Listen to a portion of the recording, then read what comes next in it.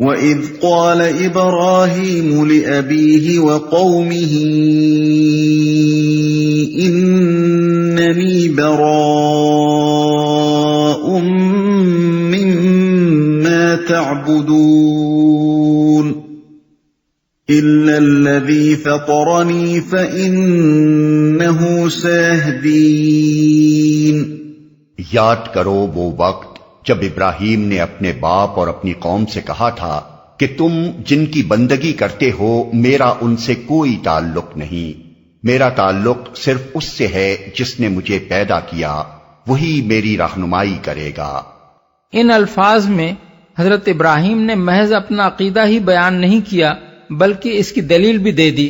دوسرے معبودوں سے تعلق نہ رکھنے کی وجہ یہ ہے کہ نہ انہوں نے پیدا کیا ہے، نہ وہ کسی معاملے میں صحیح رہنمائی کرتے ہیں، نہ کر سکتے ہیں، اور صرف اللہ وحدہ لا شریک سے تعلق جوڑنے کی وجہ یہ ہے کہ وہی پیدا کرنے والا ہے اور وہی انسان کی صحیح رہنمائی کرتا ہے اور کر سکتا ہے۔ وَجَعَلَهَا كَلِمَةً بَاقِيَةً فِي عَقِبِهِ لَعَلَّهُمْ يَرْجِعُونَ، اور ابراہیم یہی کلمہ اپنے پیچھے اپنی اولاد میں چھوڑ گیا تاکہ وہ اس کی طرف رجوع کریں۔ یہی کلمہ یعنی یہ بات کہ خالق کے سوا کوئی معبود ہونے کا مستحق نہیں ہے، اس کی طرف رجوع کریں۔ یعنی جب بھی راہ راست سے ذرا قدم ہٹے تو یہ کلمہ ان کے رہنمائی کے لیے موجود رہے اور وہ اسی کی طرف پلٹ آئیں۔ اس واقعے کو جس غرض کے لیے یہاں بیان کیا گیا ہے وہ یہ ہے کہ کفار قریش کی نامعقولیت کو پوری طرح بے نقاب کر دیا جائے اور انہیں اس بات پر شرم دلائی جائے کہ تم نے اسلاف کی تقلید اختیار کی بھی تو اس کے لیے اپنے بہترین اسلاف کو چھوڑ کر اپنے بدترین اسلاف کا انتخاب کیا۔ عرب میں قریش کی مشیخت جس بنا پر چل رہی تھی وہ تو یہ تھی کہ وہ حضرت ابراہیم و اسماعیل کی اولاد تھے اور ان کے بنائے ہوئے کعبے کی مجاوری کر رہے تھے، اس لیے انہیں پیروی ان کی کرنی چاہیے تھی، نہ کہ اپنے ان جاہل اسلاف کی جنہوں نے حضرت ابراہیم و اسماعیل کے طریقے کو چھوڑ کر گرد و پیش کی بت پرست قوموں سے شرک سیکھ لیا۔ پھر اس واقعے کو بیان کر کے ایک اور پہلو سے بھی ان گمراہ لوگوں کی غلطی واضح کی گئی ہے، وہ یہ ہے کہ حق و باطل کی تمیز کیے بغیر اگر آنکھیں بند کر کے باپ دادا کی تقلید کرنا درست ہوتا تو سب سے پہلے حضرت ابراہیم یہ کام کرتے، مگر انہوں نے صاف صاف اپنے باپ اور اپنی قوم سے کہہ دیا کہ میں تمہارے اس جاہلانہ مذہب کی پیروی نہیں کر سکتا جس میں تم نے اپنے خالق کو چھوڑ کر ان ہستیوں کو معبود بنا رکھا ہے جو خالق نہیں ہے۔ اس سے معلوم ہوا کہ حضرت ابراہیم تقلید آبائی کے قائل نہ تھے بلکہ ان کا مسلک یہ تھا کہ باپ دادا کی پیروی کرنے سے پہلے آدمی کو آنکھیں کھول کر دیکھنا چاہیے کہ وہ صحیح راستے پر ہیں بھی یا نہیں، اور اگر دلیل معقول سے یہ ظاہر ہو کہ وہ غلط راستے پر جا رہے ہیں تو ان کی پیروی چھوڑ کر وہ طریقہ اختیار کرنا چاہیے جو دلیل کی روح سے حق ہو۔ بل متعت هؤلاء وآباءهم حتى جاءهم الحق ورسول مبين ولما جاءهم الحق قالوا هذا سحر وإنا به كافرون۔ اس کے باوجود جب یہ لوگ دوسروں کی بندگی کرنے لگے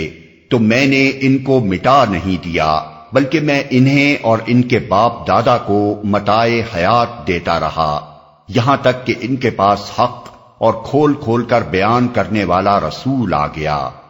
مگر جب وہ حق ان کے پاس آیا تو انہوں نے کہہ دیا کہ یہ تو جادو ہے اور ہم اس کو ماننے سے انکار کرتے ہیں۔ رسول آ گیا،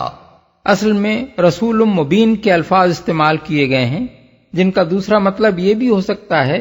کہ ایسا رسول آ گیا جس کا رسول ہونا بالکل ظاہر و باہر تھا، جس کی نبوت سے پہلے کی زندگی اور بعد کی زندگی صاف شہادت دے رہی تھی کہ وہ یقیناً خدا کا رسول ہے۔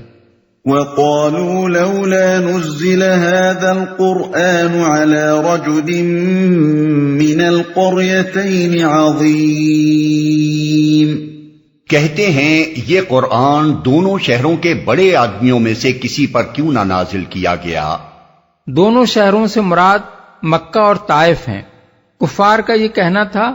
کہ اگر واقعی خدا کو کوئی رسول بھیجنا ہوتا اور وہ اس پر اپنی کتاب نازل کرنے کا ارادہ کرتا تو ہمارے ان مرکزی شہروں میں سے کسی بڑے آدمی کو اس غرض کے لیے منتخب کرتا۔ رسول بنانے کے لیے اللہ میاں کو ملا بھی تو وہ شخص جو یتیم پیدا ہوا،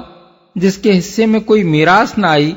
جس نے بکریاں چرا کر جوانی گزار دی، جو اب گزر اوقات بھی کرتا ہے تو بیوی کے مال سے تجارت کر کے، اور جو کسی قبیلے کا شیخ یا کسی خانوادے کا سربراہ نہیں ہے۔ کیا مکے میں ولید بن مغیرہ اور عتبہ بن ربیعہ جیسے نامی گرامی سردار موجود نہ تھے؟ کیا طائف میں عروہ بن مسعود، حبیب بن عمرو، کنانہ بن عبد عمر اور ابن عبد یالیل جیسے رئیس موجود نہ تھے؟ یہ تھا ان لوگوں کا استدلال۔ پہلے تو وہ یہی ماننے کے لیے تیار نہ تھے کہ کوئی بشر بھی رسول ہو سکتا ہے،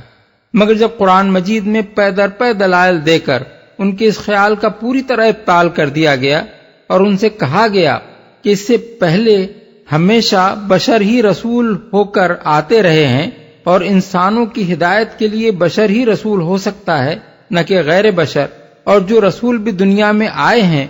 وہ یکایک آسمان سے نہیں اتر آئے تھے بلکہ انہی انسانی بستیوں میں پیدا ہوئے تھے، بازاروں میں چلتے پھرتے تھے، بال بچوں والے تھے اور کھانے پینے سے مبرہ نہ تھے۔ ملاحظہ ہو النحل آیت 43، بنی اسرائیل 94-95، یوسف 109، الفرقان 7 اور 20، الانبیاء 7 اور 8، الرعد 38۔ تو انہوں نے یہ دوسرا پینترا بدلا کہ اچھا بشر ہی رسول صحیح، مگر وہ کوئی بڑا آدمی ہونا چاہیے، مالدار ہو، بااثر ہو، بڑے جتھے والا ہو، لوگوں میں اس کی شخصیت کی دھاک بیٹھی ہوئی ہو۔ محمد بن عبداللہ صلی اللہ علیہ وسلم اس مرتبے کے لیے کیسے موزوں ہو سکتے ہیں؟ اَهُمْ يَقْسِمُونَ رَحْمَةَ رَبِّكَ نَحْنُ قَسَمْنَا بَيْنَهُمْ مَعِيشَتَهُمْ فِي الْحَيَاةِ الدُّنْيَا وَرَفَعْنَا بَعْضَهُمْ فَوْقَ بَعْضٍ دَرَجَاتٍ لِيَتَّخِذَ بَعْضُهُم بَعْضًا سُخْرِيًّا وَرَحْمَةُ رَبِّكَ خَيْرٌ مِّمَّا يَجْمَعُونَ۔ کیا تیرے رب کی رحمت یہ لوگ تقسیم کرتے ہیں؟ دنیا کی زندگی میں ان کی گزر بسر کے ذرائع تو ہم نے ان کے درمیان تقسیم کیے ہیں، اور ان میں سے کچھ لوگوں کو کچھ دوسرے لوگوں پر ہم نے بدرجہ فوقیت دی ہے تاکہ یہ ایک دوسرے سے خدمت لیں، اور تیرے رب کی رحمت اس دولت سے زیادہ قیمتی ہے جو ان کے رئیس سمیٹ رہے ہیں۔ یہ ایک دوسرے سے خدمت لیں۔ یہ ان کے اعتراض کا جواب ہے جس کے اندر چند مختصر الفاظ میں بہت سی اہم باتیں ارشاد ہوئی ہیں۔ پہلی بات یہ کہ تیرے رب کی رحمت تقسیم کرنا ان کے سپرد کب سے ہو گیا؟ کیا یہ طے کرنا ان کا کام ہے کہ اللہ اپنی رحمت سے کس کو نوازے اور کس کو نہ نوازے؟ یہاں رب کی رحمت سے مراد اس کی رحمت عام ہے جس میں سے ہر ایک کو کچھ نہ کچھ ملتا رہتا ہے۔ دوسری بات یہ کہ نبوت تو خیر بہت بڑی چیز ہے، دنیا میں زندگی بسر کرنے کے جو عام ذرائع ہیں ان کی تقسیم بھی ہم نے اپنے ہی ہاتھ میں رکھی ہے، کسی اور کے حوالے نہیں کر دی۔ ہم کسی کو حسین اور کسی کو بدصورت، کسی کو خوش آواز اور کسی کو بد آواز، کسی کو قوی ہیکل اور کسی کو کمزور، کسی کو ذہین اور کسی کو کن ذہن، کسی کو قوی الحافظہ اور کسی کو نسیان میں مبتلا، کسی کو سلیم الاعضاء اور کسی کو اپاہج یا اندھا یا گونگا بہرا، کسی کو امیر زادہ اور کسی کو فقیر زادہ، کسی کو ترقی یافتہ قوم کا فرد اور کسی کو غلام یا پسماندہ قوم کا فرد پیدا کرتے ہیں۔ اس پیدائشی قسمت میں کوئی ذرہ برابر بھی دخل نہیں دے سکتا، جس کو جو کچھ ہم نے بنا دیا ہے وہی کچھ بننے پر وہ مجبور ہے، اور ان مختلف پیدائشی حالتوں کا جو اثر بھی کسی کی تقدیر پر پڑتا ہے اسے بدل دینا کسی کے بس میں نہیں ہے۔ پھر انسانوں کے درمیان رزق، طاقت، عزت، شہرت، دولت، حکومت وغیرہ کی تقسیم بھی ہم ہی کر رہے ہیں. جس کو ہماری طرف سے اقبال نصیب ہوتا ہے اسے کوئی گرا نہیں سکتا، اور جس پر ہماری طرف سے ادبار آ جاتا ہے اسے گرنے سے کوئی بچا نہیں سکتا. ہمارے فیصلوں کے مقابلے میں انسانوں کی ساری تدبیریں دھری کی دھری رہ جاتی ہیں. اس عالمگیر خدائی انتظام میں یہ لوگ کہاں فیصلہ کرنے چلے ہیں کہ کائنات کا مالک کسے اپنا نبی بنائے اور کسے نہ بنائے. تیسری بات یہ کہ اس خدائی انتظام میں یہ مستقل قاعدہ ملحوظ رکھا گیا ہے کہ سب کچھ ایک ہی کو یا سب کچھ سب کو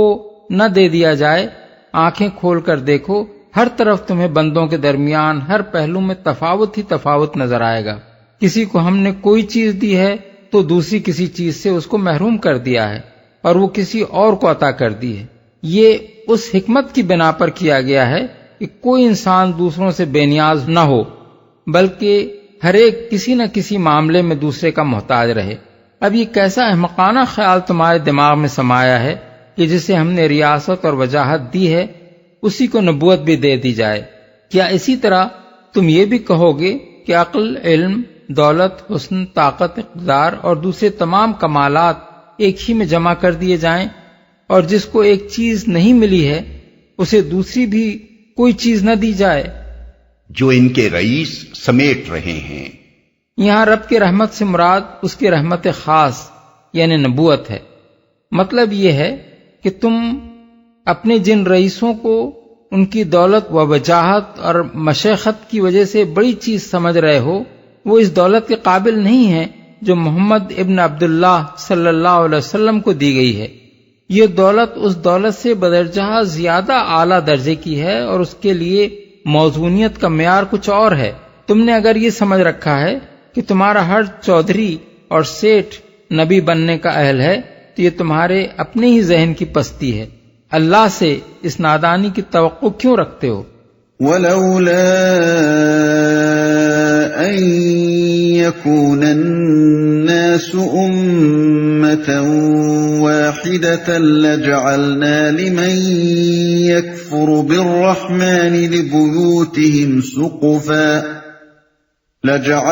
لمن يكفر بالرحمن لبيوتهم سقفا من فضة ومعارج عليها يظهرون ولبيوتهم أبوابا وسررا عليها يتكئون وزخرفا وَإِن